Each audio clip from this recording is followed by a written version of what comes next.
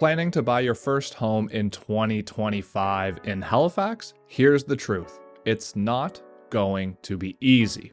Halifax's housing market is hotter than ever within the more affordable price ranges where most first-time home buyers will find themselves. And while there's opportunity, there are also some harsh realities every first-time buyer will be faced with, such as lack of affordable options and bidding wars. In this video, I'm going to walk you through the challenges that you'll be faced with as a first-time home buyer in 2025, but make sure you stick around until the end because although buying your first home this year may be tricky, it's certainly not impossible, and I'm going to walk you through all the things you should be doing as a first-time home buyer to make sure you're putting yourself in the best position possible to ensure a successful home purchase this year. And if you're new here, do me a favor, hit that like button and hit that subscribe button. And if you're thinking about buying a home this year and you want to get in touch with me, you can book a call with me anytime in the Calendly link below my description at a time when it's convenient for you. The first and probably most obvious challenge you're going to be faced with is saving a down payment.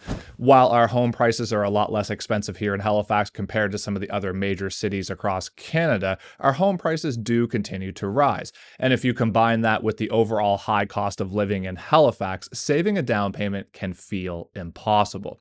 Now, for context, you're going to need at least 5% down and another 1.5% for deed transfer tax. So if you're looking at a purchase of, let's say, $450,000, which is a pretty typical price range for first-time home buyers right now, that would require a down payment and deed transfer closing costs of just over $29,000, plus some additional fees as well for things like home inspections and the closing costs with the lawyers. To save this amount of money while you're living in Halifax with the overall cost of living is no doubt a challenge, and it will likely require serious discipline and maybe lifestyle sacrifices in order to do so.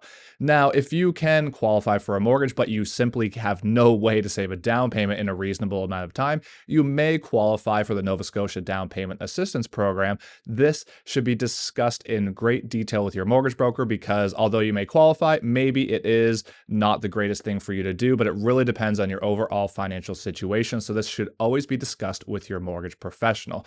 The harsh reality is home prices are quickly outpacing the growth in salary. So this gap of affordability that we're seeing in Halifax right now is likely to continue to get wider and wider as the years go on. Along with the difficulty in saving the closing costs to begin with, another tough pill to swallow for first-time home buyers is that after you buy your first home, you're likely going to have higher monthly expenses than you do in your current rental right now.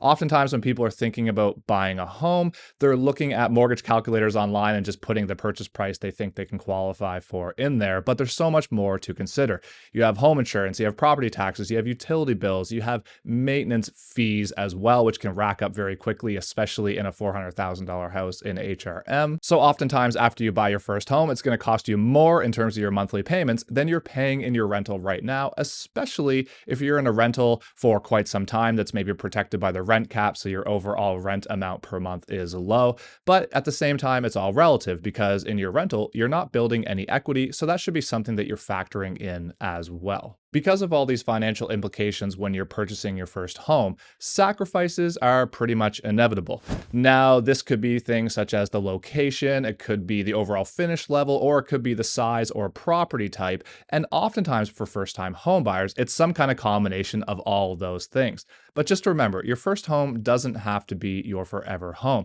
but it will help you get into the market and start building equity as the home prices continue to rise. And that way in the future, you might be able to upsize to something that is more indicative of what you're looking for your forever home for you and your growing family. The overall market conditions themselves in Halifax are also posing some challenges for buyers.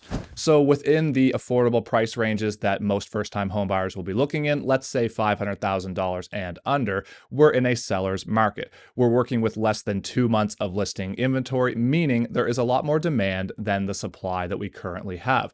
So now the result of this for buyers at the ground level when they're looking at homes is that a lot of times when a listing comes up, there are several buyers that have a lot of interest in a property, which oftentimes results in bidding wars, which may drive the sale price up over the asking price. And at the same time, this also results in a lot of disappointed buyers, because if there's 10 buyers offering on a property, only one can get it. So that means there's 9 other disappointed buyers in that particular case moving forward to look at the next one that comes up when another similar home hits the market. So yes, there's a lot of disappointed buyers out in the marketplace right now, and oftentimes a buyer that's looking for their first home in that sort of a price range is likely to miss out on a couple homes before they get an accepted offer so that they can move forward and secure their new home. The demand for affordable homes in Halifax is already sky high compared to the supply that we're working with. And although there's going to be less immigration coming to the province this year, and there's a lot less interprovincial migration than there was in years past,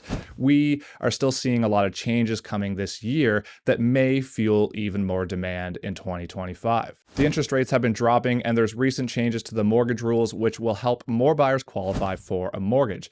If this does create more demand in the marketplace, this could potentially have upward pressure on home prices. So on one hand, it's a good thing that more people can qualify, albeit by taking on more debt and interest payments over the course of the mortgage term. But if more demand hits the market, this may have adverse effects in terms of the sale prices, as it may cause them to rise further. All right.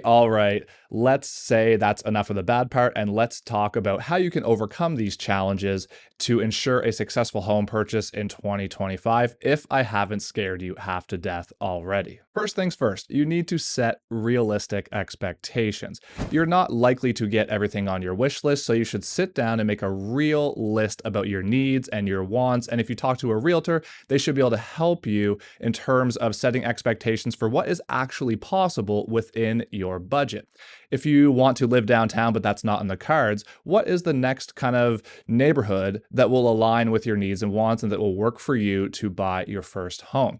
So setting your realistic expectations is not only important for the home itself, it's also important for the overall market conditions and what to expect throughout the process. And this is why you should be hiring a realtor that you know, like, and trust, who's experienced, that can help walk you through this process. It's never been more important to work with a strong team from top to bottom. This can be the difference maker in your overall process and how much disappointment you're likely to face, and what that timeline is going to look like in terms of securing a successful acceptance offer on a home that you love.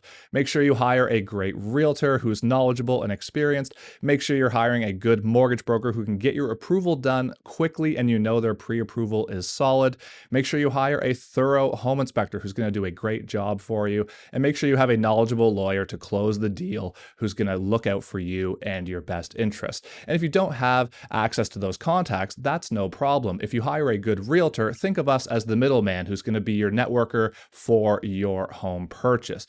A good realtor should be able to set you up with all these different people so that you can ensure you're going to have a smooth and successful transaction. Preparation is the key. Before you're looking at homes, you should be doing all of these things to make sure that you're prepared for when the time comes and you get that accepted offer. You don't want to be spinning your wheels and wasting time once you have an accepted offer on paper. You want the mortgage broker to move quickly. You want to make sure that your pre-approval is solid so that you're not facing serious disappointment on the other end. And the quicker that you can meet your conditions means that's kind of the faster way that we can put it on the agreement in the first place. And the quicker we turn around those condition timelines means the more chance you have for success in terms of beating out other buyers in bidding wars.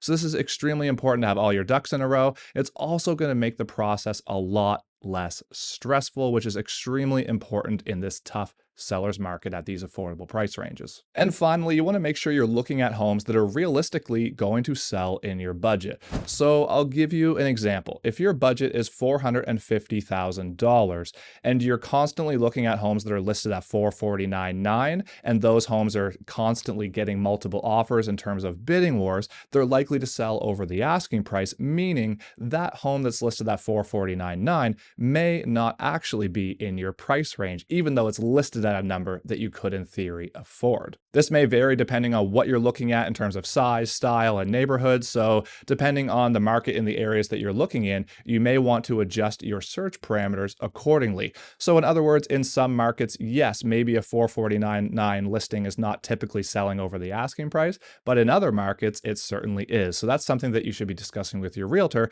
because you don't want to be looking at homes that realistically are never going to sell within your price range. That's something that a lot of people mess up when they're looking at their first home. Buying your first home in Halifax in 2025, or pretty much anywhere in Canada, is not really an easy process, but it's certainly not impossible. By setting realistic expectations, working with a great team, and being prepared and having all your ducks in a row, you are going to set yourself up for a much better chance of success in a difficult seller's market within these affordable price ranges. Now, if you're thinking about buying your first home in 2025 and you want to get in touch with me for some help, you can reach out to me anytime in the Calendly link below, and you can book a call with me, or you can book a buyer consultation as well. And if you got any value out of this video, all I ask is that you hit that like button and hit that subscribe button so more people like you can see this type of content. And that way, more people that are looking to buy their first home can start on the right foot and look towards the end goal of getting into their first home by the end of the year in 2025. Until next time, thank you so much for watching. I really appreciate your support, and have a great day.